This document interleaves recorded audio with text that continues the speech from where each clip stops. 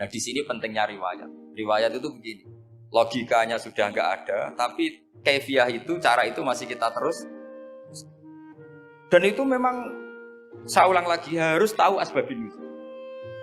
Saya beri contoh ya misalnya, wa idza darabtum fil ardi falaysa 'alaikum junahun an taqsuru minas shalah. Terus ayat di mana? In khiftum ayyaftinakumul ladzina kafaru. Jika kamu pergi dalam keadaan takut ditangkap orang kafir atau takut diculik orang kafir, maka kamu boleh mengqasar salat. Itu jelas ada ayat in khiftum ayyaftinakumul ladzina kafaru. Jika kamu takut diculik orang kafir. Sehingga ketika ba'da Fathi Mekah, setelah Mekah dikuasai Islam, Umar tanya, ya Rasulullah, kenapa engkau masih sholat qasar? Bukankah kita sudah aman? Waqad qala ta'ala in khiftum ayyaftinakumul ladzina kafaru. Allah ngendikan boleh mengqasar itu kalau dalam kondisi takut. Waqad kunna fi amrin, sekarang kita sudah aman. Jawabannya Rasulullah itu unik. Ya Umar, hadhihi shadaqah faqbalu shadaqah.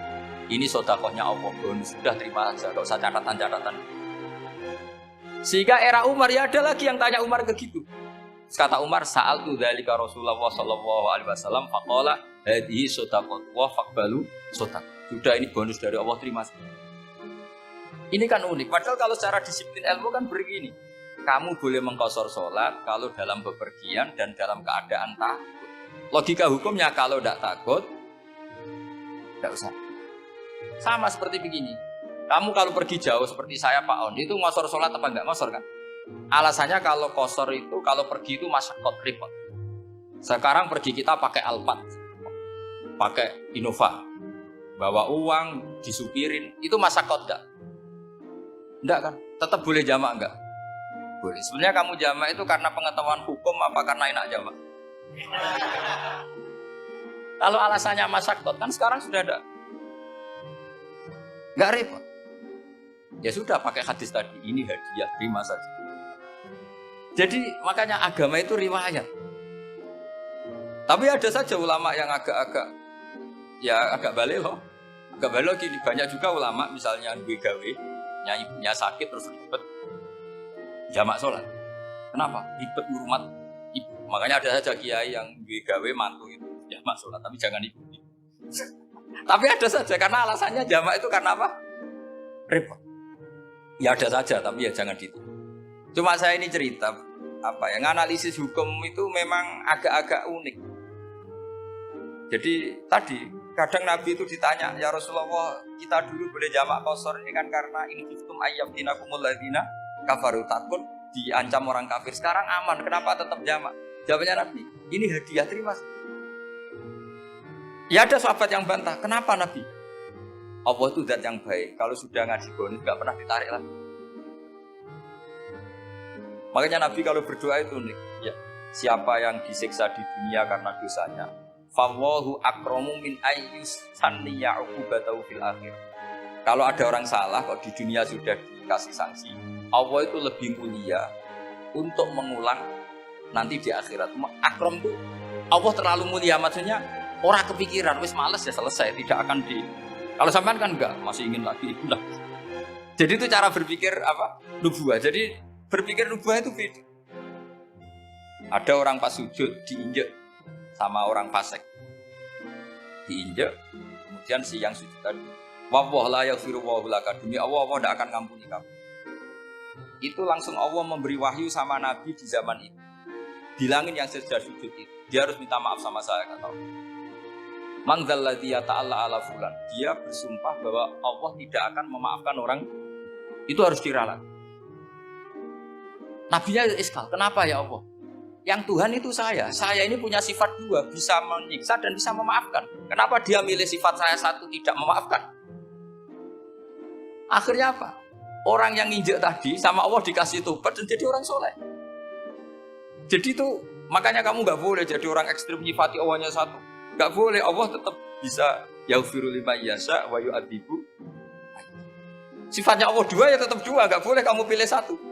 Misalnya kamu kan biasanya gini, yang ghafur untuk kamu, yang sadidul uqab untuk orang lain. Mesti kelakuannya sampean kan begitu. Gak boleh seperti itu. Rasulullah kayak apa bencinya sama Wahsy? Karena Wahsy itu qatil Hamzah. Yang membunuh Sayyid Hamzah siapa? Itu bencinya bukan main Rasulullah. Sampai maksud-maksud Wahsy. Tapi sama Allah malah diturunkan ayat laisa laka minal amri syai'un aw yatuba alaihim aw yu'ad. Muhammad, meskipun kamu kekasih saya itu tidak wilayah kamu, maafkan atau enggak, terserah saya kata Allah. Ternyata betul, malah wahsi dikasih tobat. Nah sekarang enggak, orang itu nyifati Allah sama orang lain syadidul iqab, kalau sama dirinya enggak boleh seperti itu. Allah ya sifatnya tetap. Jadi boleh kamu misalnya berdoa, ya Allah mbak yang cantik itu semoga dapat jadi istri saya. Mbaknya juga boleh berdoa, ya Allah naudzubillah min dzalik. Jadi ini adu kekuatan, nanti terserah nanti Allah pihak yang mana. Kayaknya pihak yang perempuan mungkin. Karena kasihan kan kalau cantik dapat orang apa. Saya tuh andaikan boleh fatwa fikih, yang saya haramkan tuh orang jelek dapat orang jelek. Karena kasihan anak-anaknya, tahu-tahu jelek banget. Jadi itu kan kasihan itu. Jadi dalam Islam itu seperti itu. Jadi apapun benci kita sama musuh kita, Allah bisa saja memperlakukan musuh kita secara baik. Karena Allah itu yaghfir. Tapi kita harus sifati Allah yaghfiru liman yasha wa yu'adzibu. Jangan karena kita benci seseorang seakan-akan Allah sama dia pasti pasti menyek. Itu yang dicontohkan Allah kepada Rasul. Dia udah cocok sama Wahsy. Malah Wahsy dikasih begini. Makanya terus ada ayat apa laisa laka minal amri syai'un aw yatuba alaihim aw Muhammad, tidak wilayah kamu, saya menentukan mengadab atau mengam. Makanya rata-rata kiai ulama itu halim, orang halim itu layinal janib, tidak gampang menvonis orang lain. Biar Allah tetap dengan sifatnya yaf'aluma yasha, bahwa Allah bisa melakukan apa. Soal kamu benci sama seorang, benci saja atas nama kamu, jangan nyatut-nyatut Allah. Misalnya kamu cinta seseorang, wah ini yang calon presiden ini harus jadi presiden. Ternyata Allah menghendaki jadi menteri, mau apa? Ya Allah ya falumanya sak mau apa coba? Yang kiai atau Pak On, BPAI, patutnya kan menteri agama itu Pak On.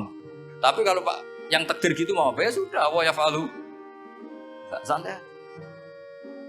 Itu rileksnya ahlul ilmi, ya sudah santai. Ini negaranya Allah, ini kerajaan Allah, ini buminya Allah, ya Allah biarin ya falu. Mas, jadi Tuhan Allah kamu yang repot. Kira-kira jadi Tuhan itu Allah kamu yang repot. Ya Allah biar tetap ya falu. Maya, Allah boleh yang pilih maya, udah itu. Saya kira demikian. Assalamualaikum warahmatullahi wabarakatuh.